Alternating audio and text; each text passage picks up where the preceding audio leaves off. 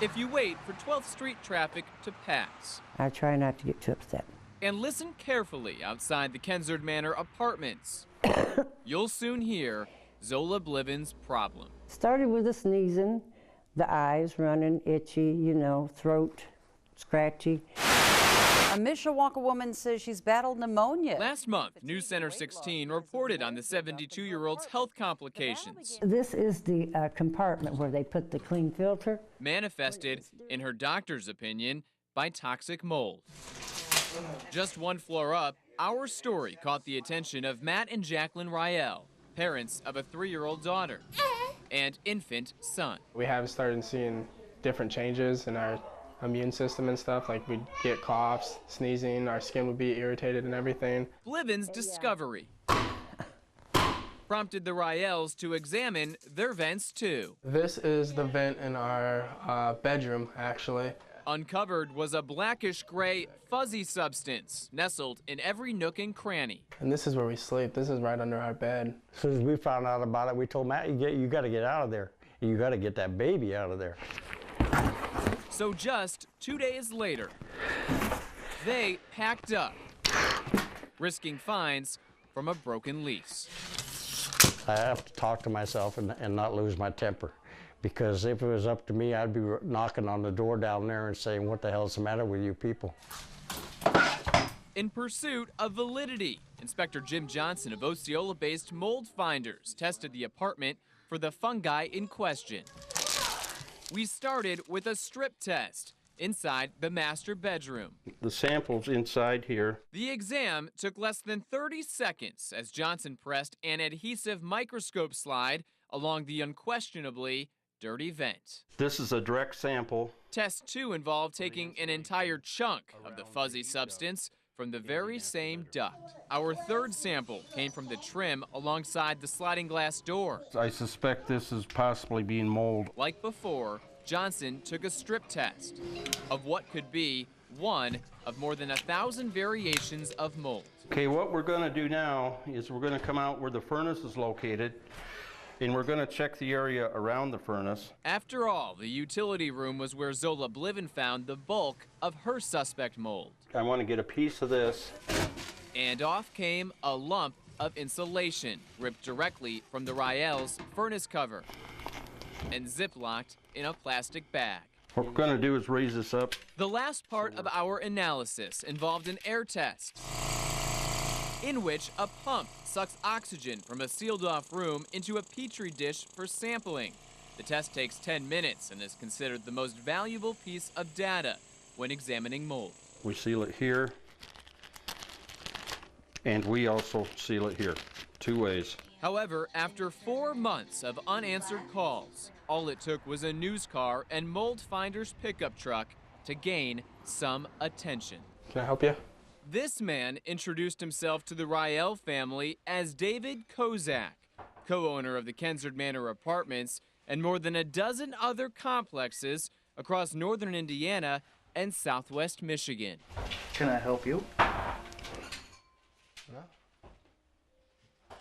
You want to explain the mold in that duct for me?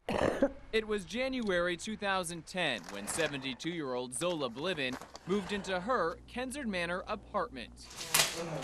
Just one floor up, Matt Riel, his fiancée, and 2 children leased their unit in October. We thought it was a perfect environment, actually. Within days, these 2 separate households shared one very similar problem. I started getting weak, very weak. I actually broke out in a huge rash, and my throat started hurting. What hurt more, they say, was management's unwillingness to help. What we're going to do is raise this up. In search for answers, News Center 16 and Jim Johnson of Osceola-based Mold Finders tested the apartment for just that, mold.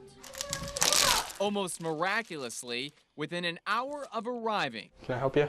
management decided to show its face via this man who introduced himself as David Kozak, co-owner of Kensard Manor and more than a dozen other rental properties. Can I help you?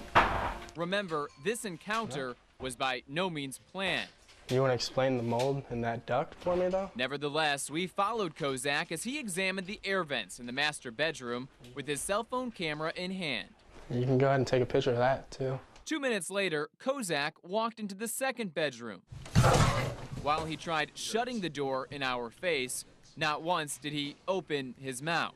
All right, this is just getting awkward. Can you just please leave, man? The tense interaction later shifted to the hallway, where Kozak balked at the one question we wanted answered. Why does it take till now, sir? We've had residents complaining about this for months, and it takes a news crew to show up for this to happen? Although he wouldn't comment, our test results did. It was bad. It was very bad. Remember that sliding glass door inside the Rael family living room? I suspect this is possibly being mold. Based on our strip test, certified microbiologists at Sanair Technologies Laboratory in Virginia found 2,000 spores of Eucladium, a water-based mold known to be a major allergen. Normally, mold should be equal to outdoor conditions. On this February day, the atmospheric spore count was 0. Then there was our air test, which should always be taken inside a sealed home. However, because the Raels were packing up to move out, their windows have been kept open all afternoon, allowing fresh winter air to dilute the apartment's true mold count. Even so, our test still found more than 2,000 spores, primarily of Aspergillus penicillium, a catalyst behind many allergic reactions. We're going to come out where the furnace is located, and we're going to check the area around the furnace. Finally, there was the utility room, where we took a thick chunk of black insulation. I want to get a piece of this. Ripped directly from the Rael's furnace cover. That is probably the biggest thing that jumped at me when we got this back from the laboratory. After all, our results found 10,000 spores of Cladosporium, a mold with the capability of causing asthma, mycosis, hay fever, and pulmonary emphysema. 10,000 spores. That is huge. Despite our findings, Kensard Manor Management, which had its own tests performed, sent New Center 16 an email saying, quote, absolutely no level of toxic mold was found. Something Johnson says is absolutely not true. Nobody's going to pull 10,000 spores off a furnace and tell you that it passed. I don't care who it is. And Johnson's right. We obtained Kensard Manor's independent test results from the St. Joe County Health Department. Although management said it found no mold, the very paperwork it received identified 1,900 spores of 10 various fungi found in the Rael apartment. So New Center 16 drove to Chesterton, where Kensard Manor's parent company, MS Sandpiper Apartments LLC, is based. We wanted to ask why company leaders lied to us about their mold findings while showing no desire to fix the issue. But the blinds were shut, every door locked. We went home without an answer. Now it's not my opinion anymore, or your opinion, or the tenant's opinion. This is factual. This is what they're dealing with. We try to keep everybody's opinion out of it and keep everything on factual. And that's what we have here. Facts that will hopefully help clear the air. There's just no excuse for that. When nothing else would. You can't consider this suitable. Not for anybody. Not with that stuff all over. It's kind of ridiculous. It's ridiculous.